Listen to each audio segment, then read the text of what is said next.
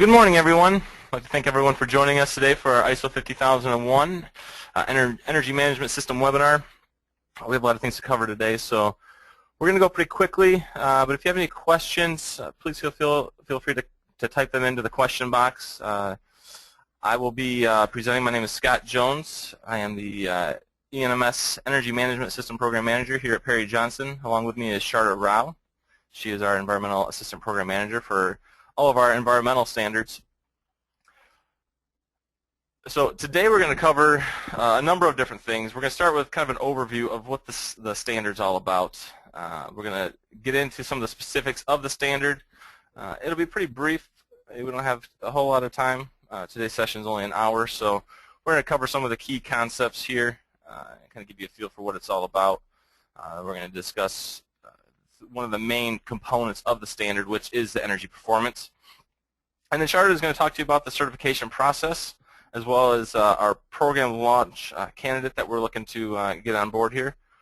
And then some of the training programs that we have coming up.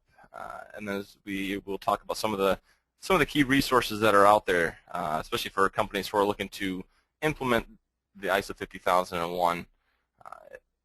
It talks about, some of the resources talk about different ways to implement them. It provides a number of different templates that you can use. And then at the end, we'll have a question and answer session for any questions that are not answered during the presentation here. So like I said, if you have any questions, type them into the question box while I'm speaking. Sharda will do her best to answer your questions, and then vice versa. We have a few polls that we'll get in here to kind of get a feel for where everybody stands with ISO 50001 and kind of your background with the energy management.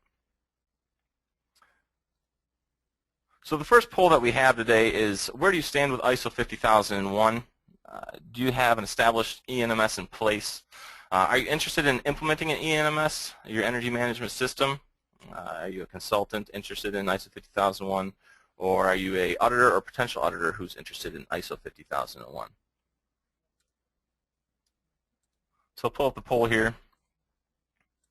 It can take a few seconds just to kind of answer here. We can get a feel for our audience today.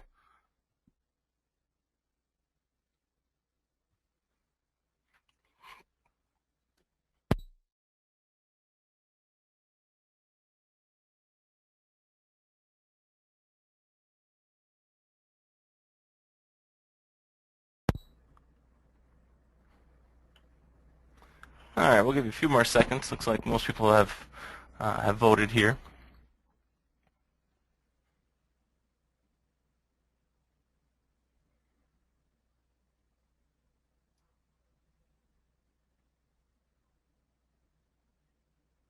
All right.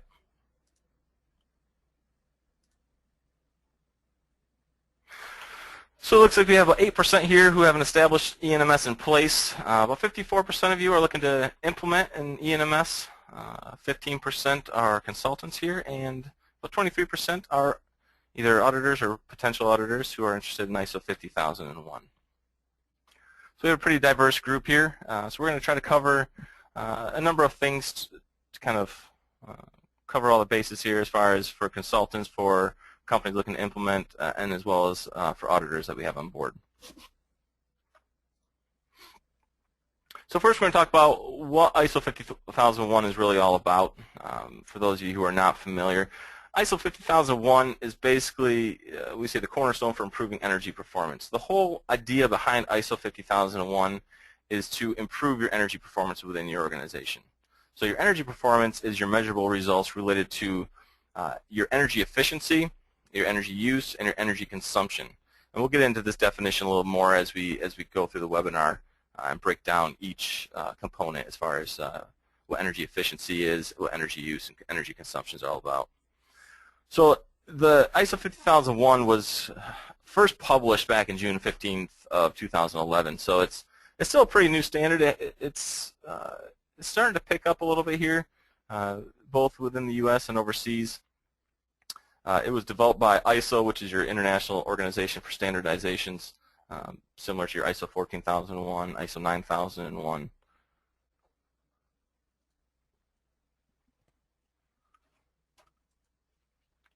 So one of the big questions that we often receive is, well, we have ISO 14001, which for a lot of companies that have ISO 14001, oftentimes they incorporate some of the energy practices or energy improvements into their ISO 14001 as objectives and targets.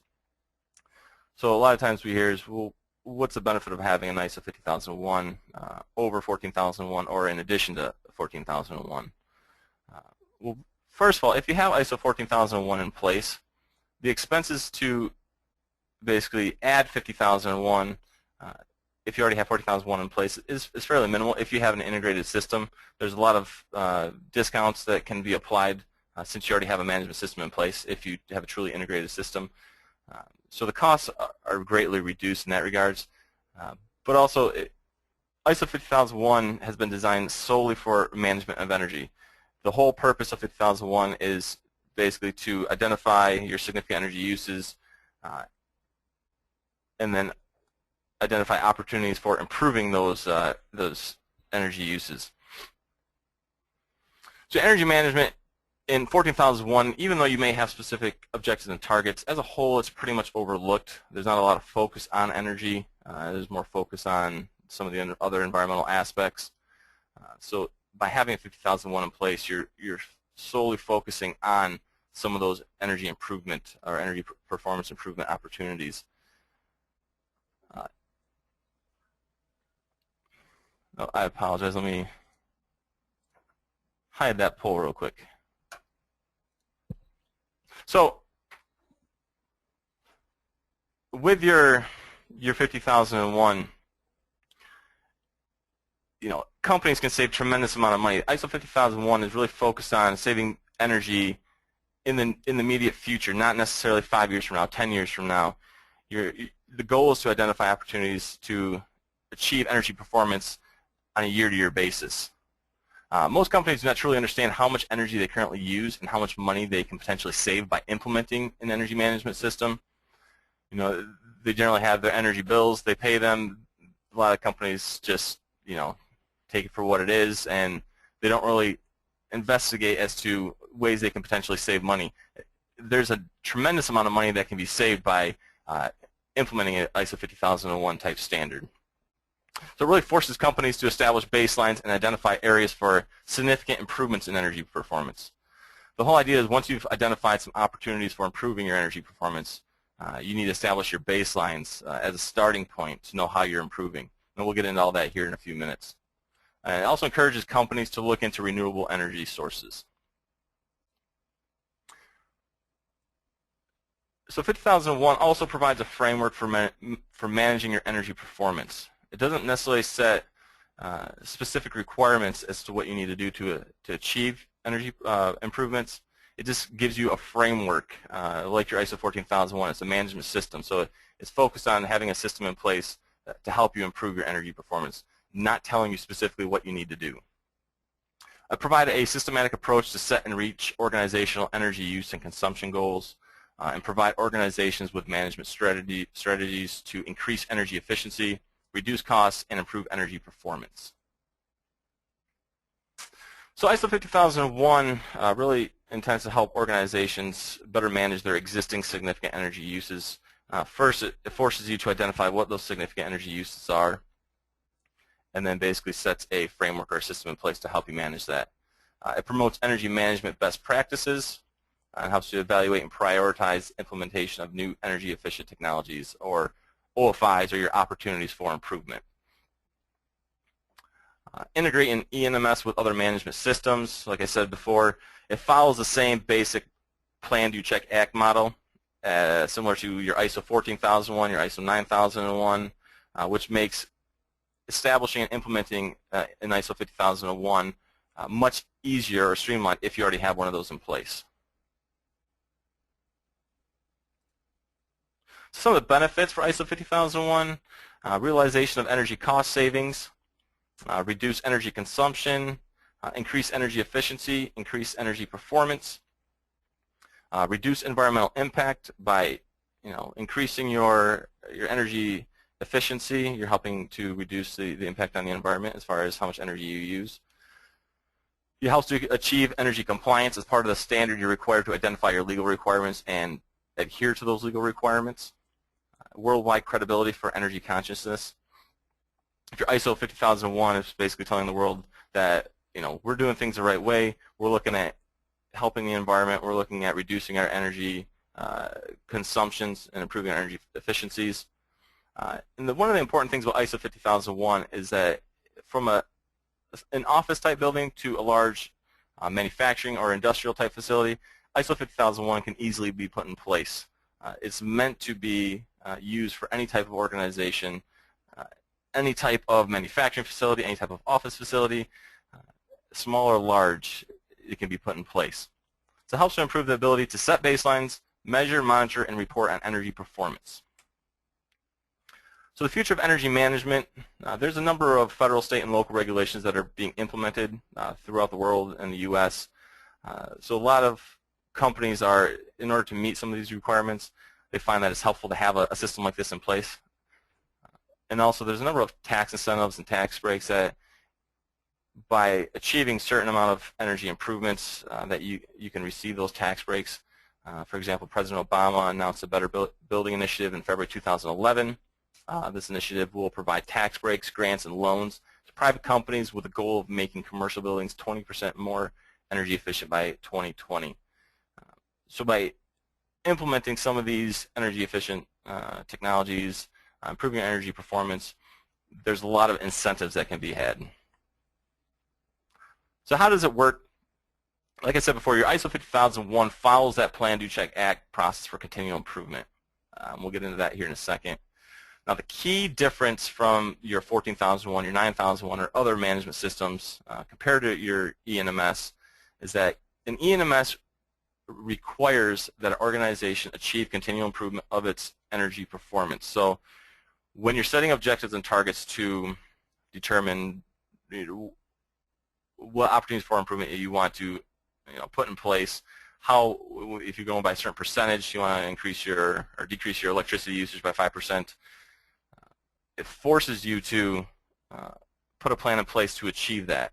Now, there's always things that come up. There's variables that can come up that may prevent you from achieving that. But the idea is you have these objectives in place.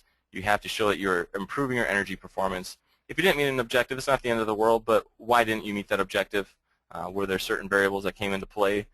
And if that's the case, did you revise that objective? Did you change your action plans to help identify what those variables are to help you achieve either a new objective or to achieve your existing objective?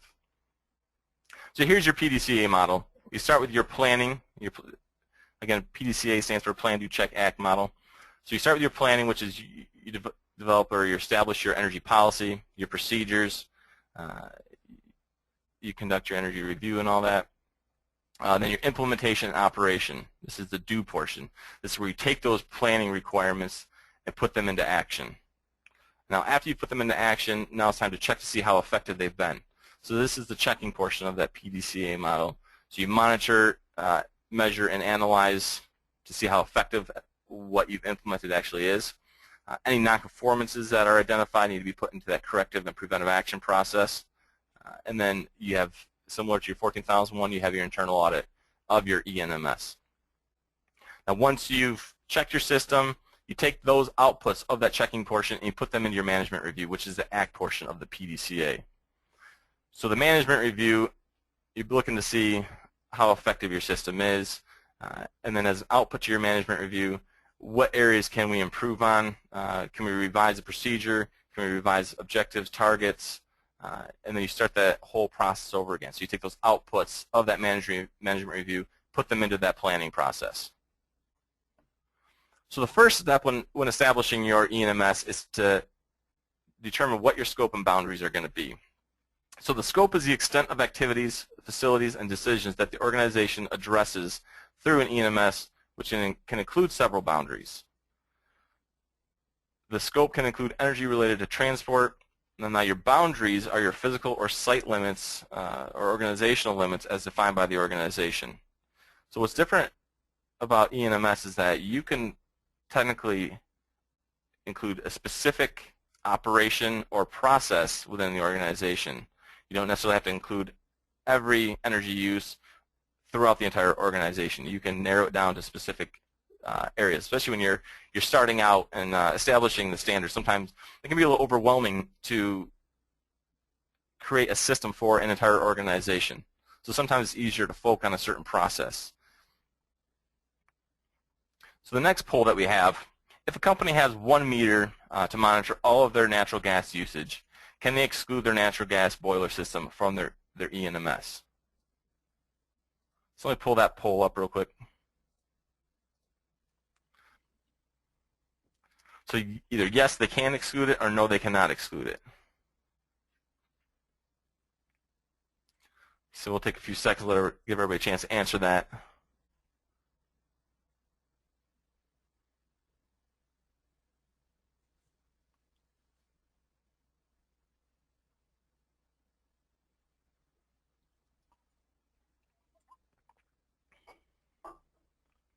All right, we'll take a few more seconds here.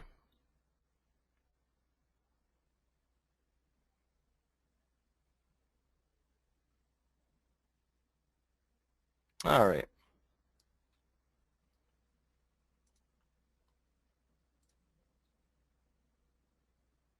So it looks like 41% yes said yes, they can exclude it, and 59% said no, they cannot exclude it. So if a company only has 1 meter to monitor all their natural gas usage, can they exclude their natural gas boiler system? No, they cannot exclude it as it stands. In order for them to exclude it, they have to have separate meters to monitor each different type of use, energy use. So if they have 1 meter that measures all the natural gas going into a facility, they have to include their entire facility. If they have different meters for each energy use or at each natural gas use, equipment or whatever it may be, then they can exclude certain things. You have to be able to measure each specific energy use or component or whatever it may be to be able to exclude something.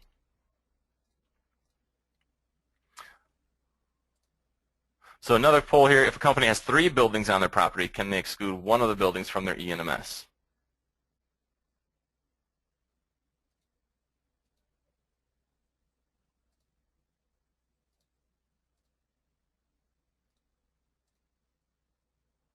So it'll take a few seconds to answer this one. This is one of the more confusing elements to the ENMS is determining what you can and cannot include or exclude in your scope.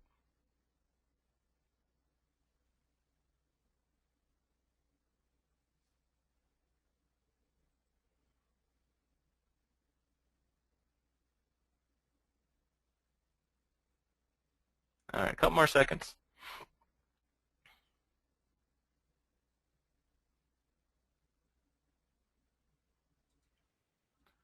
Okay. So it looks like 71% said yes, they can. 29% said no, they cannot. I didn't provide a whole lot of information in this, just kind of discuss a little bit. If a company has 3 buildings on their property, yes, they can potentially exclude one of the buildings. Again, if the buildings are metered separately.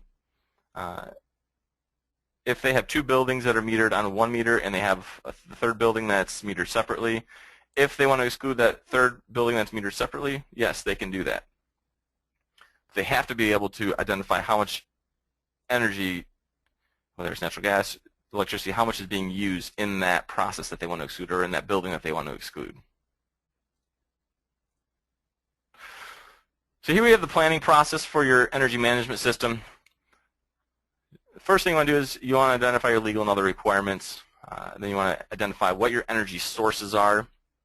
Once you've identified your energy sources, you want to identify your past, current, future energy use and consumptions. So obviously the future is estimated of what you anticipate using based on current operations at the facility. Once you've identified what the past, current, and future energy uses are, you can identify what your significant energy uses are.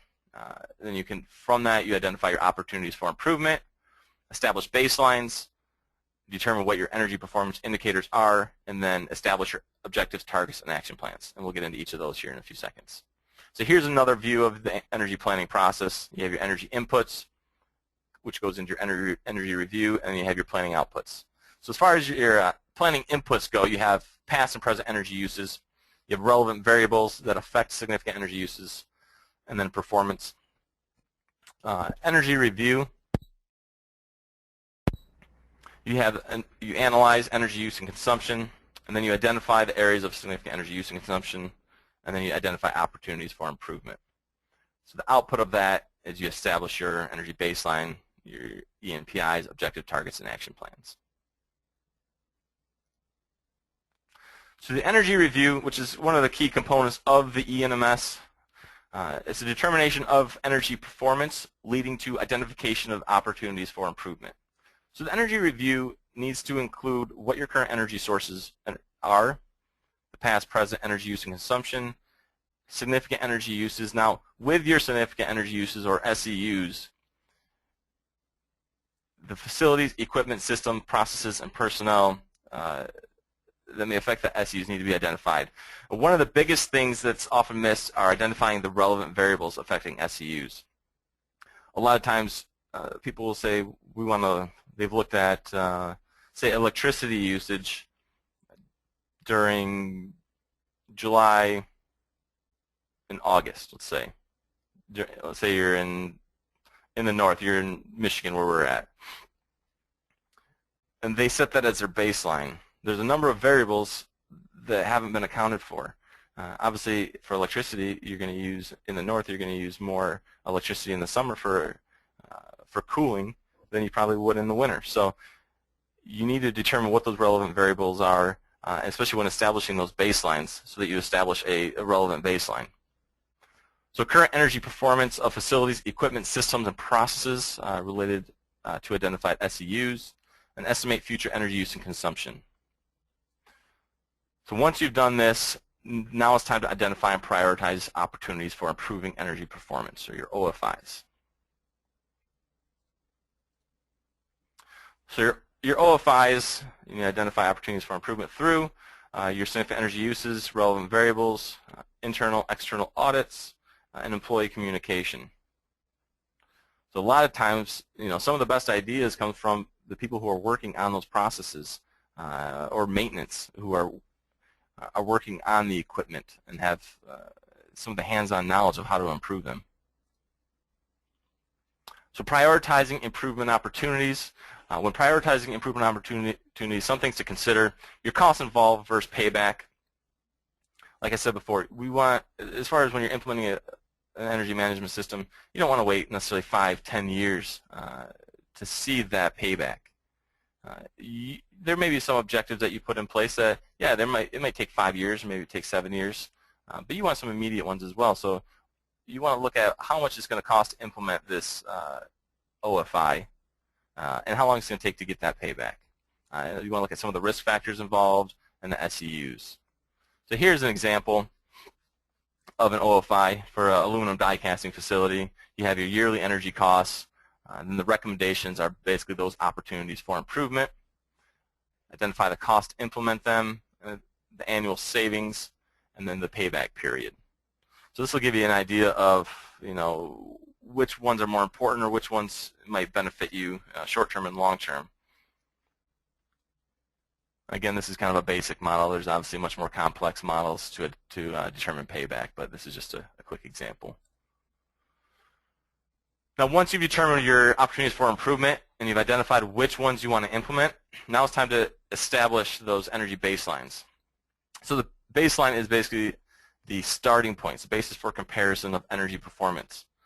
The initial baseline should be developed from the energy review by looking at those, the past energy consumption, how much you're using currently, and how much you anticipate to use in the future.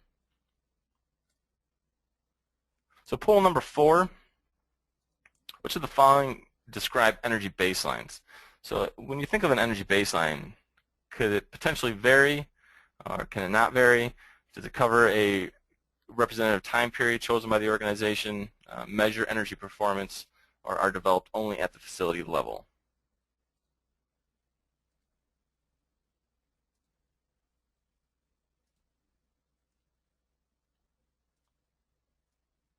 So let me pull this up. So it'll take a few seconds to answer this, and we'll discuss here momentarily.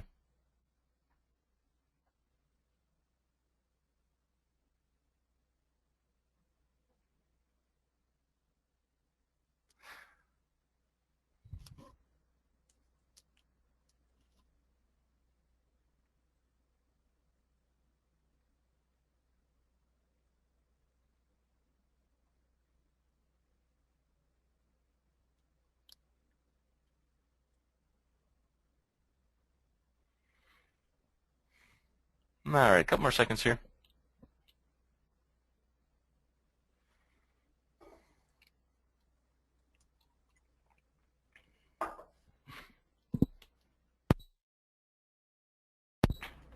All right.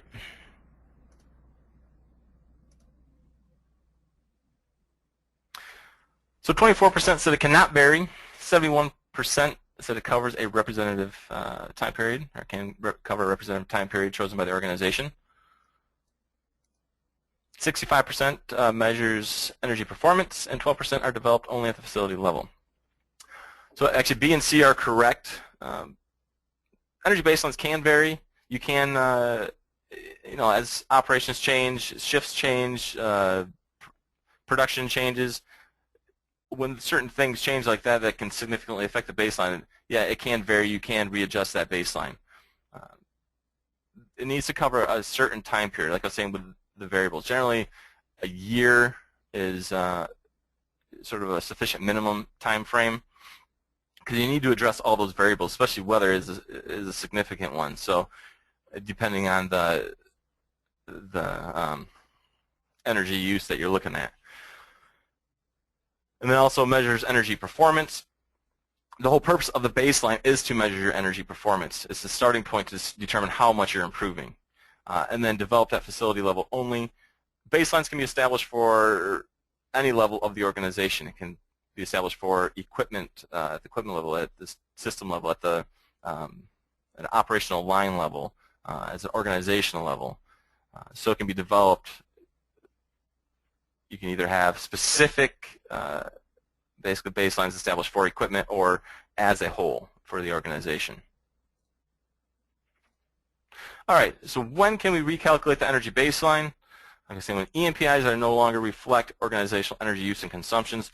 If you have changed the type of product that you are making, major changes to the process, operational patterns, or the ENMS, if you've added say a third shift or several additional process lines, those may be reasons for recalculating the baseline, or according to predetermined methods. So there should be certain time periods where you say that you're going to reevaluate that baseline and determine if it needs to be recalculated.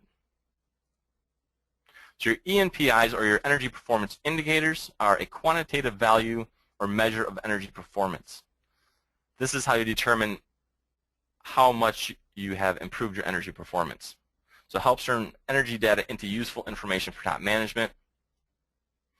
Can be expressed as a simple metric, ratio, or a more complex model. For example, how many BTUs per widget, BTUs per pound of paint, for example.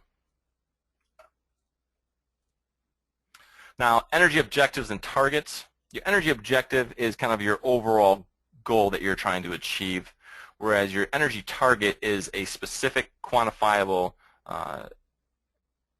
measure that you are trying to achieve related to that objective. So objectives and targets can apply to an entire organization or specific areas or functions. So here's an example. Objectives: reduce energy use. It's your overall goal. It's very broad, whereas your target: reduce electricity use by 5% in 1999. Now that target it's okay. You can say reduce electricity use by 5% in 1999, but again, you need to have that baseline established. So you want to reduce electricity use by 5% in 1999 compared to when? Compared to 1998. So you need to have that baseline as to what you're comparing that to.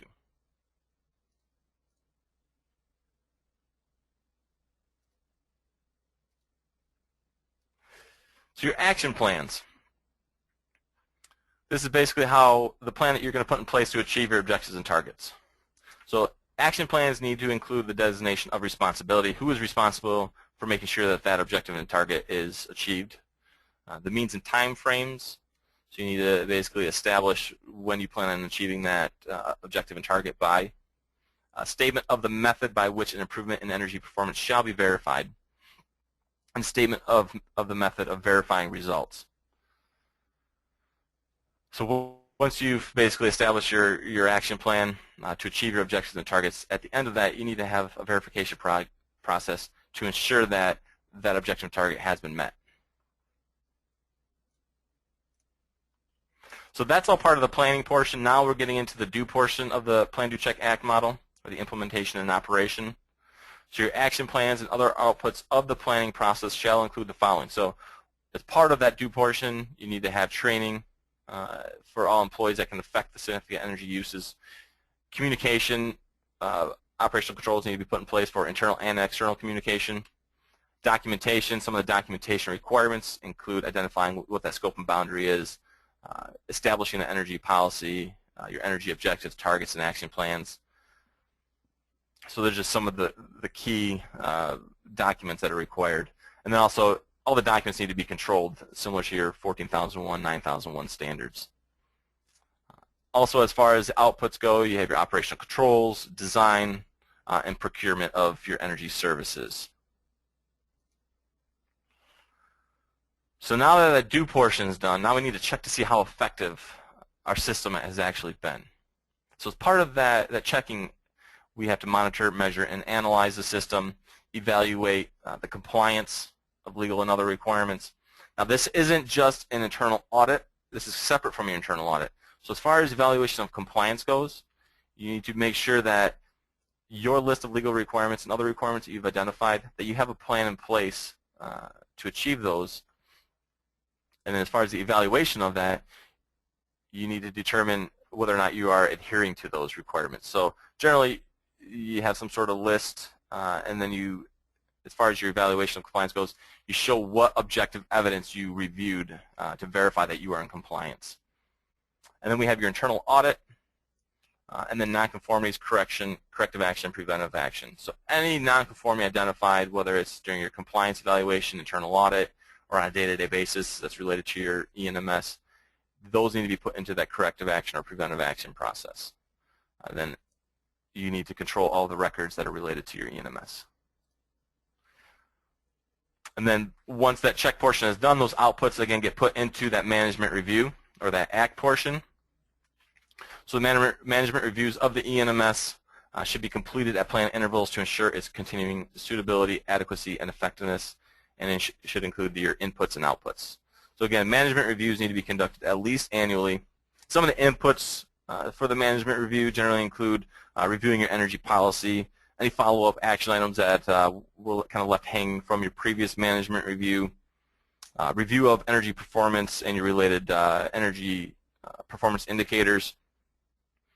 You want to review the results of your compliance evaluation, internal audits, corrective and preventive actions, objectives and targets, those kind of things. So you want to make sure that at least once a year you're looking to see how effective that system's been. You're looking at if certain things didn't meet the requirements or weren't adequate, what can we do to better that? What can we do to continually improve? And those outputs from that management review then get put back into that planning process.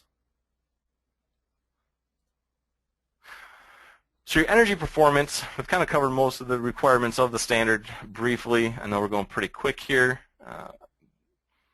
But the main element of the standard is your energy performance, which again is your measurable results related to energy efficiency, energy use, and energy consumption. Your ENPIs are used to determine changes in energy performance. Again, for example, BTU per widget, BTU per pound of paint. So energy performance as it relates to energy efficiency. So first, the definition for energy efficiency is the relationship between an output of performance, service, goods, or energy, and an input of energy. So basically you want to see, for the energy that's coming in, how much is actually getting used, what's being wasted, how efficient are your processes or your equipment that you're using. So some examples include equipment efficiency, process efficiency, and conversion efficiency. So energy performance as it relates to energy use. Energy use is the manner or kind of application of energy such as lighting, heating, cooling. So it's the actual equipment that's being used. So different ways that you can improve energy performance related to energy use. You can look at incandescent versus fluorescent light bulbs, blowers versus compressed air, and electric versus gas heating, for example. So there's different ways to measure energy performance, and these are the three ways. And then related to energy consumption, which is the amount of energy applied, how much energy you're actually using, 500 gallons of oil consumption, 15,000 kilowatt hours of electricity consumption.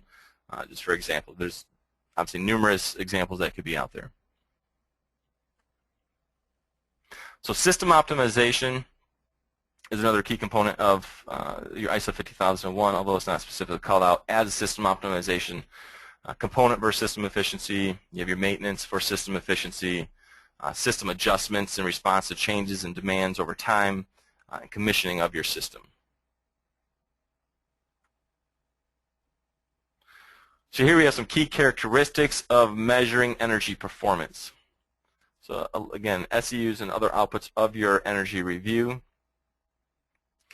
the relevant variables related to SEUs, energy performance indicators, the effectiveness of the action plans in achieving objectives and targets, evaluation of actual versus expected energy consumption.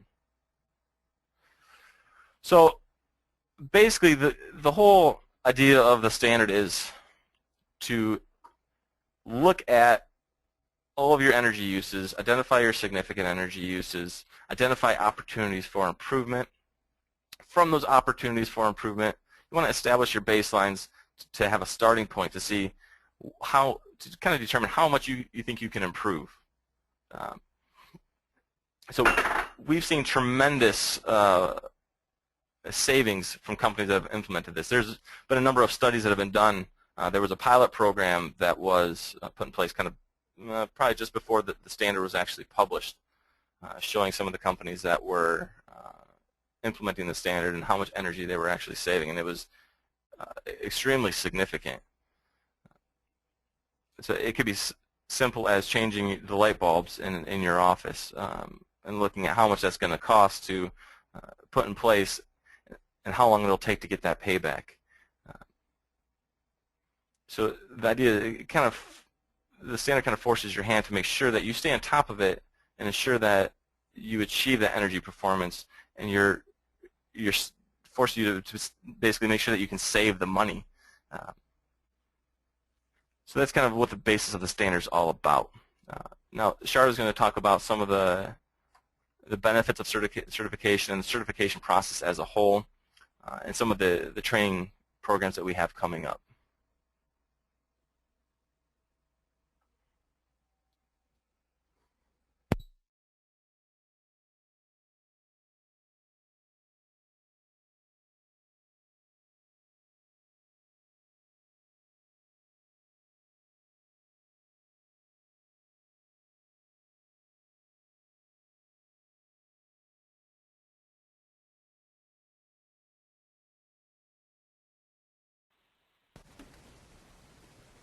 All right, I hope everyone can hear me now. Thank you, Scott. We're going to talk about, obviously, the benefits of certification to EnMS. Scott did a great job in explaining what the standard was about. And certainly it does provide a significant number of benefits for an organization deciding to certify to it. One of them, obviously, from implementing an EnMS system is that it reduces energy costs significantly. Both short-term and long-term savings are typically observed. Because today there is so much awareness about the energy conservation, we find that the corporate image among regulators, customers, and the public is improving for those who do decide to take this route. And 50001 is just one means of achieving that improved corporate image. Certainly there's a level of social responsibility that's proven with being certified to 50001. And finally, there's because you have all the employees involved in the various objectives and programs in the implementation of 50001, there's a sense of participation that's seen amongst employees, thereby improving employee morale in the long run. Now, as far as the certification process itself goes, when we contact you or when you contact us for certification, we typically request information from you as far as the nature of the activities taking place at your site, and then we provide you with a quotation. And in this quotation, it's basically divided as the registration audit, which is made up of the stage 1 and the stage 2 audit. and that's the initial process that a company has to take in order to get certified to 50001. And once you do get your certificate, it's valid for 3 years, and you do have to conduct surveillance audits to be able to maintain the system during that 3-year period. As far as the registration audit alone is considered, it's basically made up of 2 parts. One is the Stage 1 audit, and the second part is the Stage 2 audit. Now, the Stage 1 audit is essentially a documentation review audit where our auditors will come on site to your organization and review the documents that you've put together, including any policies and procedures that you may have in place, and determine whether that meets the requirements of the standard. So most of the time at this audit, our auditors will be sifting through all the paperwork, and it'll be a lot of conference room activities. And then, of course, we would do a site tour to make sure that what's happening on site matches what's seen in your paperwork. So the auditor at this point will develop a report, and will also then determine the readiness of your organization to move into Stage 2. The Stage 2 audit is one where we evaluate the implementation of your system. So in the Stage 1, you mentioned, you're going to be doing all this work in putting a 50001 system into place. Now we're evaluating to see if all those measures have actually been taken to ensure implementation. So if you have indicated that you're going to be doing a certain amount of training for your employees, at Stage 2 we would verify that that training has taken place per the plan.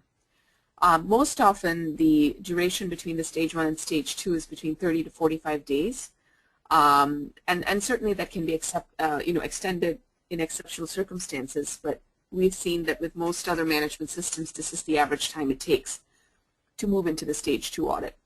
Again, this will be an on-site audit like the Stage 1, where we would come on-site. The conference room activities are limited at this stage. We do more of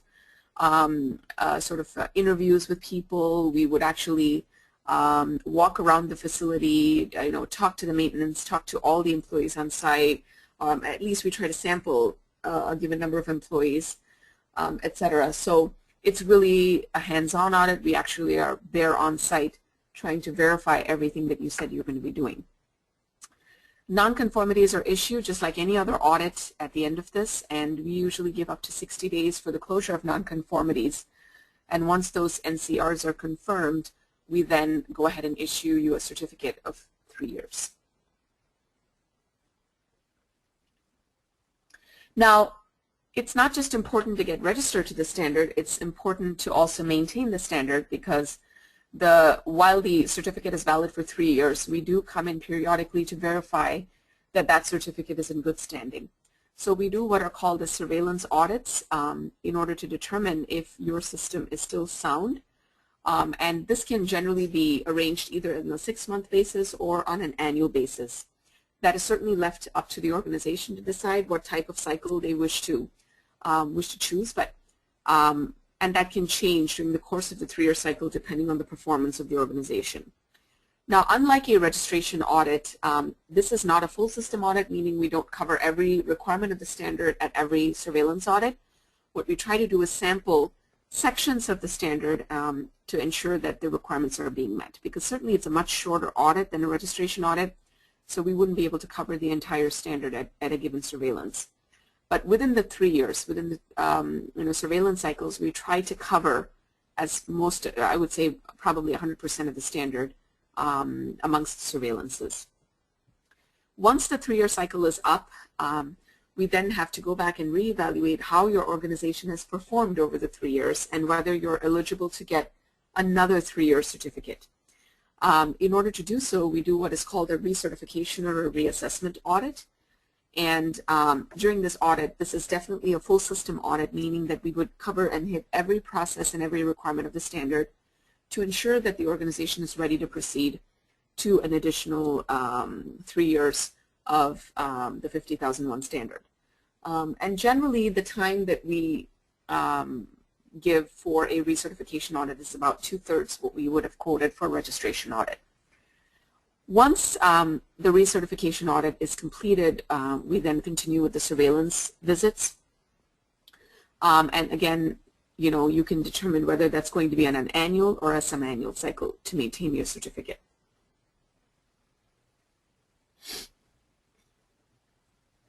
All right.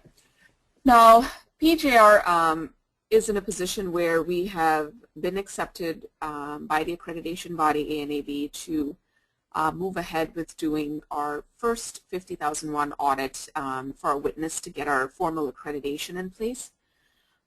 So in view of this, the first client that will sign up with PJR in order to be a witness candidate for us will be eligible to get a 50% discount with no travel costs being charged to the company. So this is a great incentive for anybody who wants to get certified to 50,001. There's a tremendous savings financially if you do decide to work as a witness client for PGR, so we can work in getting our accreditation to 50,001. So you would get that 50% discount on your audit expenses, as well as absolutely having not to pay any travel costs to PGR. Now, why choose PGR? I mean, there may be other accreditation bodies that offer the same program, but I think we have been in the forefront as far as 50,001 is concerned. Main reason is because we did send 2 of our best auditors in PJR to the 50,001 lead auditor training course that was held in Georgia last year.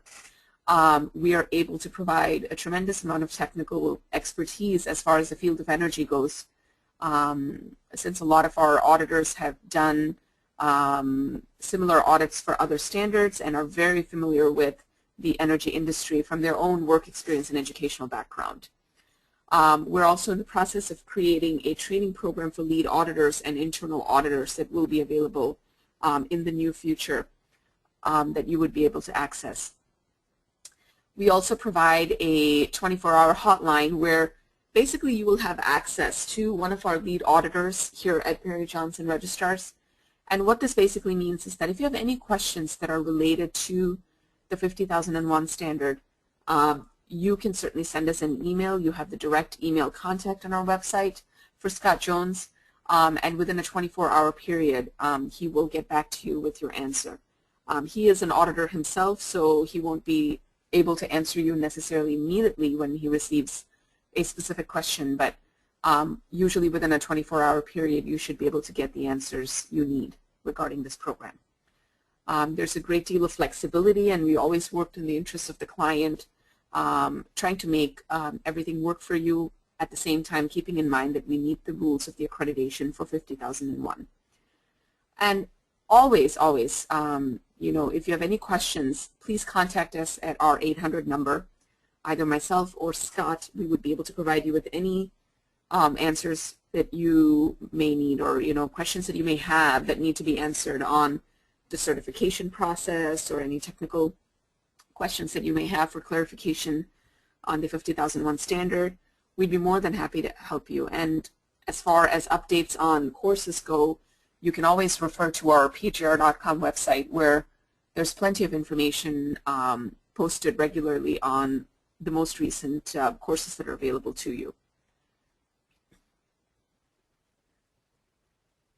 So these are the things that we are working on right now in terms of putting up on our website, and hopefully we will have available in 2013. One is we are working on having a lead auditor course. This will be a face-to-face, meaning an in-house class that we will be working in getting accredited to. And this will be a lead auditor course, so it's probably going to be anywhere from 24 to about 36 hours that we will conduct this class for. And then we would also have an online 3-day 50,001 internal auditor course that will be available to those who want to educate their own employees within an organization on the standard. And of course, we will also provide a 1-day lead auditor exam preparation course that will be available to you online, that you can also put your employees through if you want them to be more aware of the standards. So some exciting things to look for next year, and our website should be updated as we develop and finalize these courses.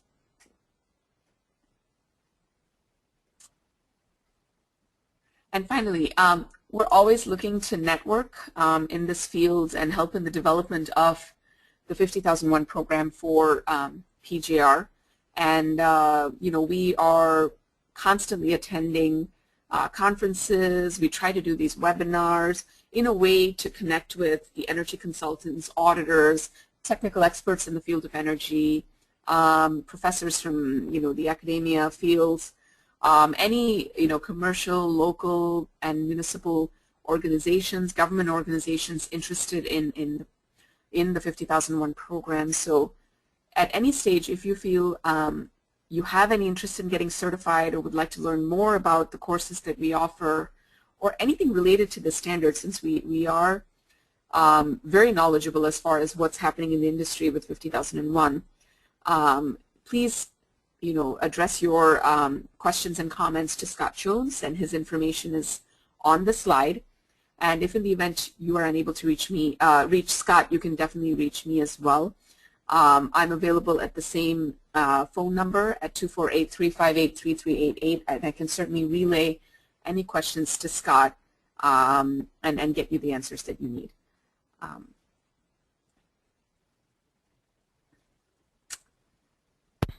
All right, thank you, Sharda. Now, just to kind of close here, we have a few resources that have been very helpful, especially for companies who are looking to implement and establish an energy management system. The first one up there is a DOE website.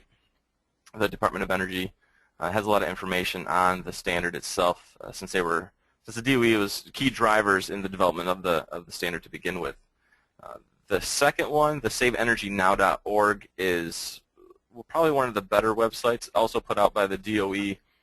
This is geared towards basically companies who are looking to implement it. So it basically has a step-by-step guide going through each clause of the standard on the different requirements and how to implement it. And also it has numerous templates for companies to implement this system.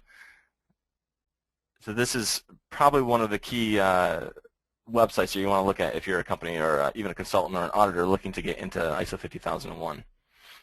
Excuse me. Now we have your ISO.org, Energy Star, and RIBQSA, which has some other information regarding ISO 50001.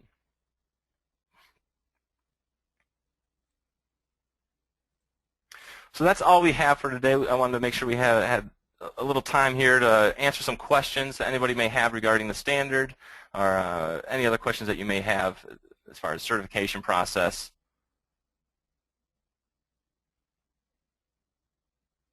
It looks like we have one question here. If my ISO 14001 objectives list includes energy saving objectives, can these also be used as objectives for my incipient ENMS? Yeah, absolutely. If they are, again, quantifiable, if you've established a baseline, if you have, you can use those same objectives or maybe a little bit different requirements that 50001 requires compared to 14001, such as your action plan and some of the requirements of that. But absolutely, you can use the same objectives if you have energy saving objectives for 14001. The idea is if you have 14001, it should be pretty easy to integrate 50,001 into that. And like I said before, a lot of times with 14,001, you're already covering some of those energy concepts, the energy improvements. So absolutely, you can include those.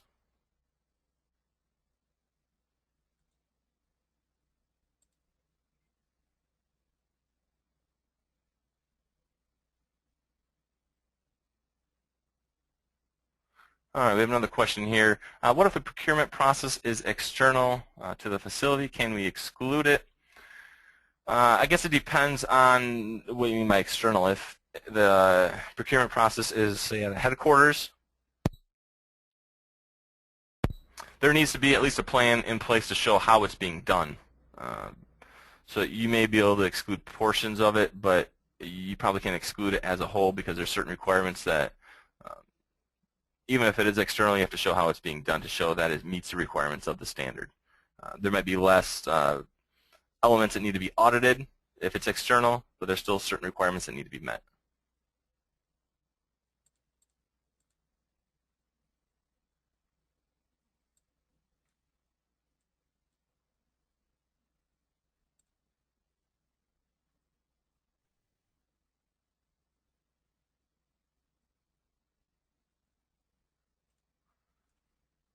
we have any other questions? Again, if you come up with any questions after the webinar, feel free to contact myself. Pull up. Here's my contact information again. And we also have the 1-800 number if you are looking to get in touch with the sales department to get a quote for becoming certified to ISO 50001, or if you're interested in our witness candidate program.